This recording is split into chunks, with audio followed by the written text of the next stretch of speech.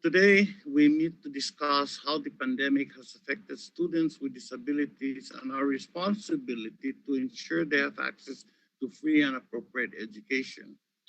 As this subcommittee has established, the pandemic has disrupted the education and lives of tens of millions of students across the country. But no group of students has lost more access to education during these life-saving classroom closures than students with disabilities. So to understand why, we must examine the long-standing barriers to quality educations for students with disabilities and how the pandemic has exacerbated these barriers. For students with disabilities, the promise of equal education opportunity in federal law is grounded in a basic guarantee: access to free and appropriate public education in the least restrictive environment that meets their needs.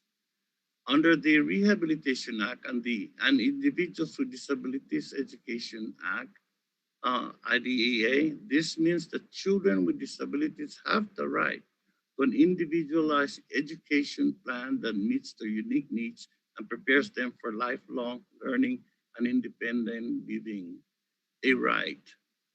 Unfortunately, even before the pandemic, far too many students with disabilities do not receive the quality education guaranteed by law. While graduation rates for students with disabilities have improved in recent years, students with disabilities still graduate from high school at disproportionately lower rates, and many receive certificates that are not equivalent to a diploma. In many cases, this is not because students with disabilities are less capable of reaching their educational goals. It is because we have held back on our commitment to meeting their needs. For far too long, the federal government has underfunded the IDEA, and state governments have failed with their responsibility to better support students with disabilities.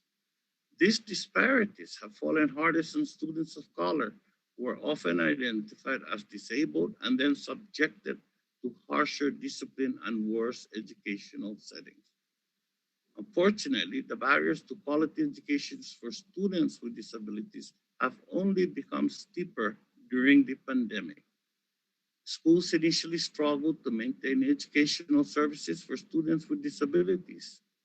And without clear guidance from the Department of Education during the Trump administration, some schools determined they simply could not comply with IDEA. However, even with the full support of schools, students with disabilities still face an array of challenges, reflecting the broad diversity of this disabled community. Some students struggle with remote learning without additional materials or parents who can stay home.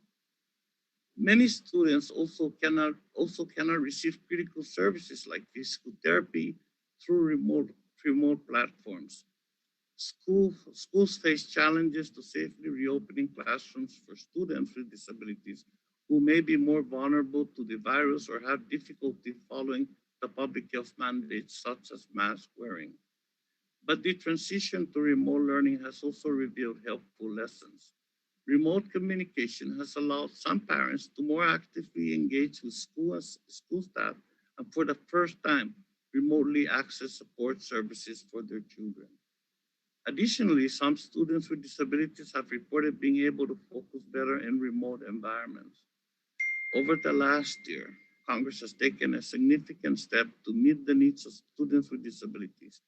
Last year, we enacted several relief packages that secured more than $65 billion dollars for K 12 education, including funding to support students with disabilities. And most recently, we enacted the American Rescue Plan, which provided more than 130 billion dollars to help schools reopen classrooms safely, including relief for IDEA programs. We were disappointed that despite the widespread popularity of this package, not a single House or Senate Republican voted for the bill, which provided critical resources for students, schools, and educators. Nonetheless, while the decision whether or not to open schools is made on the state and local level, the resources in the American Rescue Plan will help schools reopen. As of the end of February, over 80% of K 8 schools were offering some in person instruction, and about half of schools were open full time for in person instructions for all students. This data comes from before the CDC updated their guidance and before most educators were able to get vaccinated. So schools have continued to reopen to more students in the past several weeks. And as vaccines become available to students, reopening schools for full-time in-person instruction will no longer pose an imminent threat to students and staff. However, our work is far from over. So we continue today with the help of our witnesses. We will discuss how we can learn from the lessons of this pandemic to ensure equal access to education for all students with disabilities. We may disagree on the means, but I know each of us agrees that now more than ever we must uphold our promise to give all students with disabilities the opportunity to reach their full potential. That is their right. I want to thank our witnesses again for being with us.